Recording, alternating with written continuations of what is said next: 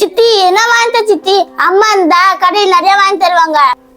என்னம்மா கடை பொருள் எதுவும் வேணாமா? வீட்டுல வடியால் இருக்குது வத்தரேன். வடியாலா? சரி சித்தி. சித்தி எனக்கும் வேணும் சித்தி. உனக்கு கூடடா. சித்தி அவங்களுக்கு மட்டுமா? எனக்கும் வேணும். உனக்கு இல்லடாப்பா, உனக்கு கூட செஞ்சு தரேன்ப்பா. அப்பாரா, நான் ஃபர்ஸ்ட் கேட்டேன். சித்தி எனக்கு நிறைய தரும். கேத்தி, நான் தான் ஃபர்ஸ்ட் கேட்டேன். அதாவது சித்தி எனக்கு நான் நிறைய தரும். சித்தி எனக்கு தான் நிறைய தரும்.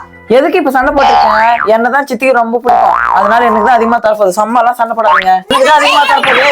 எனக்கு தான் அதிகமா தரப்போகுது. ஊருக்கு போனவங்க எப்ப திரும்பி வர போறாங்க தெரியல. இவங்க இது போல சண்டை போட்டுனே இருக்கிறாங்க. ஏய் கத்தத்தை நிறுத்துங்க. சண்டை பார்த்து விட்டியானு? ஏன்டா கத்தி நிக்கிறீங்க? சண்டை போடாத சாப்பிடுங்கடா.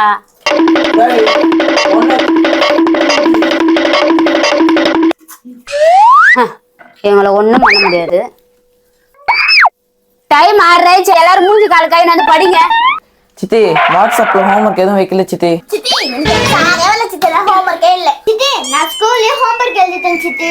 சரி ஹோம்வொர்க் தான் இல்லன்றீங்க, போய் மூஞ்சி காலனா கைட்டு வாங்கலாம். சித்தி மூஞ்சி ஃப்ரெஷ்ஷா தானே இது. எதுக்கு சித்தி மூஞ்சி கழுவணும்? சித்தி ஸ்கூலுக்கு போயிட்டு வந்ததுல இருந்து டயர்டா இருக்குது சித்தி. அப்பமா கைவரேன்.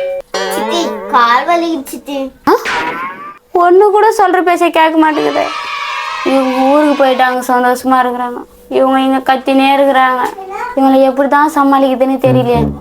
ஒரு ஐடியா. சரிக்கா. ஐயோ அம்மா வராங்க சொல்லுது. கேத்தி வா கேத்தி, சீக்கிரமா ரெடி ஆகலாம். என்ன சைலண்டா இருக்குது? என்ன பண்ணிடுறாங்களா பசங்க? போய் பார்க்கலாம்.